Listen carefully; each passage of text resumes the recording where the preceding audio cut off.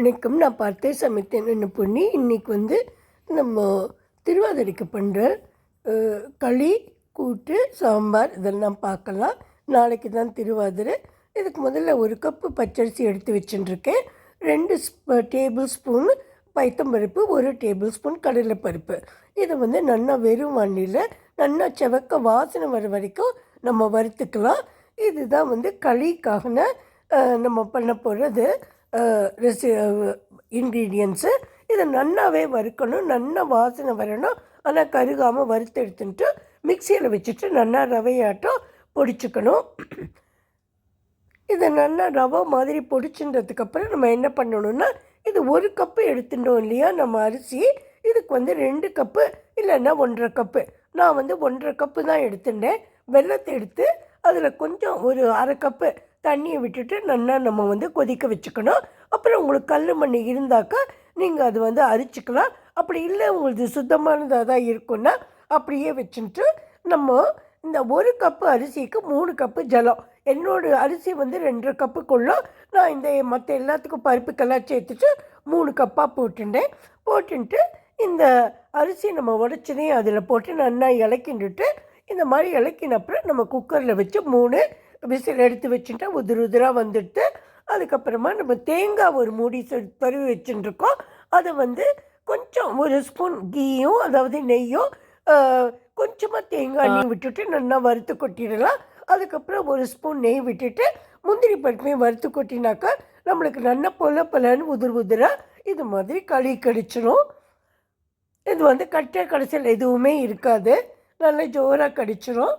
அடுத்து தான் நம்ம பார்க்க போகிறது ஒரு இதுக்கு பண்ணக்கூடிய ஒரு சாம்பார் தான்.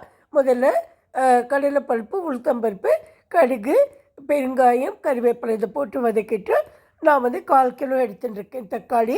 அதை நறுக்கி இதில் போட்டுட்டு கொஞ்சமாக புளி ஜலத்தையும் விட்டுருக்கேன். மஞ்சள் பொடி உப்பும் போட்டுட்டேன். அதுக்கப்புறம் இதெல்லாம் நம்ம வறுத்து அரைச்சிக்கணும். என்னெல்லாம் வறுத்து அரைக்கணும்னு நான் சொல்கிறேன். கொஞ்சம் மிளகா வத்தல், உங்கள் காரத்துக்கு ஏற்ற மாதிரி தனியா, உளுத்தம்பருப்பு, கடலைப்பருப்பு இதெல்லாம் வச்சுட்டு கொஞ்சம் வெந்தயம், கொஞ்சம் எள்ளு இதை நல்லா நம்ம வறுத்து அரைச்சிக்கணும். நல்லா வெறும் வாண்டியில் செவக்க ஒவ்வொன்றா போட்டு நல்லா வறுத்துட்டு மிக்சியில் நம்ம பொடி பண்ணிக்கணும். அதுக்கப்புறம் உங்களுக்கு கொஞ்சம் தேங்காயும் இது கூட நீங்கள் அரைச்சி எடுத்துக்கலாம். நல்லா வாசனையாகவே இருக்கும். நிறைய பெருங்காயமும் இந்த குழம்புக்கு நம்ம போடணும். நான் இப்போ இது எல்லாத்தையும் எடுத்து வச்சுட்டுருக்கேன். நல்லா வறுத்து எடுத்துட்டு அரைச்சிட்டு அதுக்கப்புறம் நம்மளோட குழம்பு நம்ம போட்டோம் இல்லையா அது கூட போட்டுட்டு இது நல்லா வறுக்கிறது இங்கே காமிச்சிருக்கேன். இது நல்லா செவக்க ஒவ்வொன்றா போட்டு வறுக்கணும் நம்ம. அப்போ தான் நம்மளுக்கு சரியாக எல்லாம் வறுத்து கிடைக்கும். அதுக்கப்புறம் இந்த மாதிரி மிக்சியில் போட்டு முதல்ல இதை பொடி பண்ணிவிட்டு அதுக்கப்புறமா தேங்காயை விட்டுக்கலாம். தேங்காயை போட்டு நல்லா அரைச்சிட்டு இந்த குழம்போடு போட்டுன்ட்டு நான் சொன்ன மாதிரி நிறைய ஒரு டேபிள் ஸ்பூனோட நம்ம பெருங்காயத்தையும் போட்டுட்டு இதை நல்லா கொதித்து வரட்டும்.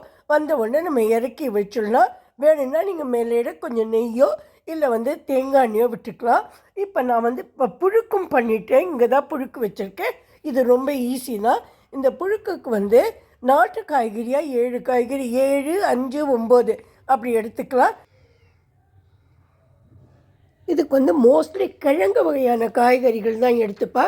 சக்கரவள்ளி கிழங்கு, சேனை, அப்புறம் சேப்பங்கிழங்கு, மரவள்ளிக்கிழங்கு, இது மாதிரி மரச்சீனி என்னெல்லாம் கிடைக்கிறது அது கிடைச்ச காயெல்லாம் நான் எடுத்துட்டு கொஞ்சம் இளவன் மத்தனும் போட்டுருக்கேன். அதாவது பூசணி பரங்கியும். அதுக்கப்புறம் இந்த தட்டைப்பயிறு லோபியான்னு சொல்லுவோம் இல்லையா அதுவும் 1 கை எடுத்துக்கணும். அது முன்னாடி நாளே வேக வச்சு ராத்திரியே அதுவும் கொஞ்சம் நம்ம வேக வச்சுக்கணும்.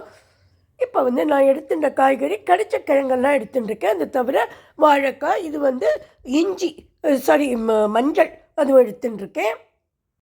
அந்த கிழங்கு வகையான காய்கறிகள் மற்றபடி நம்மள்கிட்ட இருந்த காய் எல்லாத்தையும் நம்ம நல்லா நறுக்கிட்டு இந்த மஞ்சள் கொண்டு வந்தோம் இல்லையா அதையும் நல்லா சீவி இதில் போட்டுடலாம். போட்டுட்டு இதை வேக வச்சுட்டு 2 உப்பும் போட்டுக்கணும். அதுக்கப்புறம் தட்டைப்பயிரை நான் தனியாக குக்கரில் வேக வச்சுட்டேன். அதையும் இது கூட போட்டுட்டு நல்லா 1 மூடி தேங்காய், ஒரு 5-6 பச்சை மிளகாய் உங்களுக்கு தேவைக்கேற்ற மாதிரி, அதுக்கப்புறம் ஜீரகம் இதை வச்சு அரைச்சி போடணும். ஒருவேளை உங்கள்கிட்ட அந்த மஞ்சள் கிடைக்கலன்னா சாதாரண மஞ்சள் பொடியை நீங்கள் போட்டுக்கலாம். இதுக்கப்புறம் இதெல்லாம் சேர்ந்ததுக்கப்புறமா நம்ம அதில் 1 ஸ்பூன் நல்லா மிளகு பொடியும் ஜீரகப்பொடியும் போட்டுக்கணும். ஒரு ஸ்பூன் தேங்காய் எண்ணெய் விட்டு நிறைய கருவேப்பிலையும் போடணும். நீர் கலந்த கொஞ்சமாக நீங்கள் அரிசி மாவு சேர்த்துக்கலாம். இது மிளகு வாசனையோட அந்த தேங்காய் எண்ணெய் அதுவும் அவ்வளவு டேஸ்டியாக இருக்கும், நல்ல வாசனையாகவும் இருக்கும். ஜீரகத்தூள் மாத்திரம் கொஞ்சம் கம்மியாக போட்டுட்டா போதும். நம்ம குழம்பும் ரெடி ஆகிடுது. நம்மளோட பொலன்னு கடையும் இங்கே ரெடியாக இருக்குது. எப்படி இருக்குது பாருங்க. அதே மாதிரி நம்மளோட புழுக்கும் ரெடி ஆகிடுது. நீங்களும் எல்லா பிரசாதங்களும் சுவாமிக்கு கொடுத்து நல்லா ஆயுசோடு ஆரோக்கியமாக இருக்கணும். Have a great day. Thank you friends and good night.